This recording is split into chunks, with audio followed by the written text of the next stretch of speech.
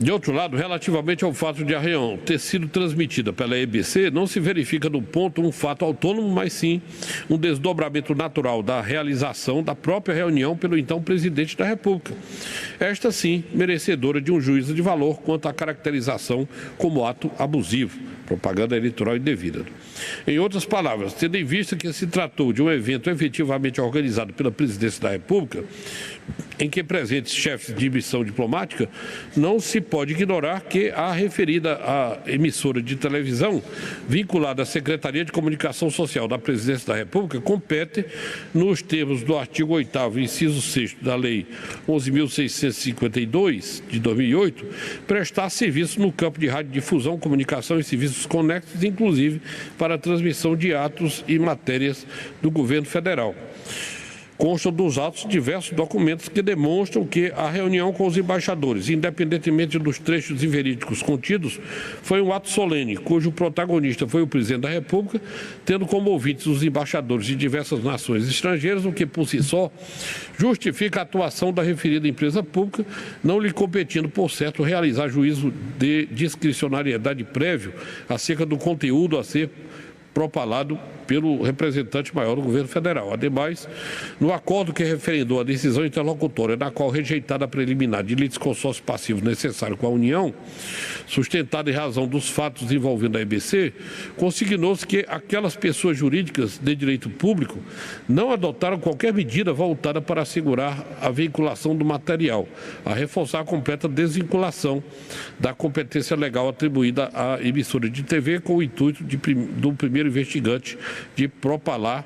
o descabido discurso. Em outras palavras, seja qual fosse o conteúdo do discurso proferido pelo então presidente da República, houvesse ou não sido realizada a questionada reunião com embaixadores, a empresa pública de telecomunicações iria naturalmente repercutir a agenda presidencial. Assim, debater a qualificação da reprodução da reunião pela EBC como desvio de finalidade só tem sentido caso previamente considerada abusiva e grave a própria reunião transmitida, o que já foi afastado. Coroando o quanto acima ponderado, não se pode perder de vista a relevante observação da doutrina de que a legitimidade e a normalidade das eleições, bens jurídicos tutelados na presente ação, não são tema sujeito a critérios peremptórios de avaliação, mas sim a uma noção de grau. Abro aspas para citar a seguinte doutrina. O problema que se coloca é que, no terreno contencioso, as autoridades à frente da Justiça Eleitoral são reiteradamente conclamadas a examinar a legitimidade de uma determinada eleição sob uma lógica artificialmente assertiva, quando é certo que a legitimidade responde, por natureza, a uma racionalidade gradativa ou escalonada, portanto, contrário a raciocínios categóricos, fundados em lógica binária. Em última análise, a legitimidade eleitoral não veicula uma noção absoluta, uma questão de ser ou não ser, como se um pleito pudesse ser visto tão simplesmente como legítimo ou ilegítimo, como pretende o direito, tratando-se mais propriamente de um problema de graduação, de ser mais ou menos, ou seja, de reproduzir com maior ou menor fidelidade as expectativas jurídicas alusivas às condições ideais atinentes a um processo de escolha popular. Fecho aspas, citando então Frederico Franco Alvim. Assim, embora não se possa negar que as eleições de 2022 experimentaram um conjunto de percalços e dificuldades decorrentes de um contexto de instabilidade oriundo de discursos de conteúdo inverídico, no qual a fala do então presidente Jair Messias Bolsonaro é exemplo significativo,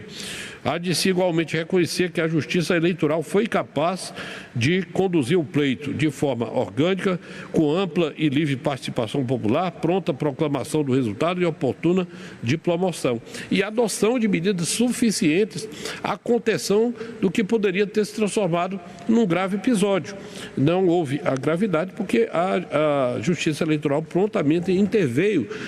sobretudo naquelas representações sob a relatoria da eminente eminente ministra Maria Cláudia Bucchianeri, que referi no voto. Em consequência, sendo a gravidade aferível pela vulneração aos bens jurídicos legitimamente e normalidade das eleições, mas sendo esses sujeitos a um juízo de valor de grau,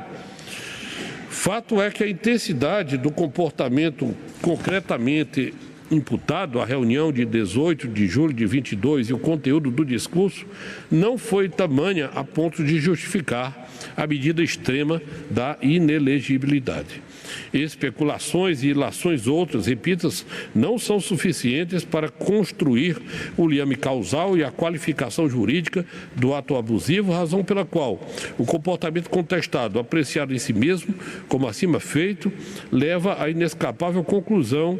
pela ausência de gravidade suficiente. Por todo exposto, rogando vênias por esse demorado voto e também vênias especialmente dos entendimentos contrários e em particular do eminente relator, ministro Benedito Gonçalves, julgo improcedente o pedido.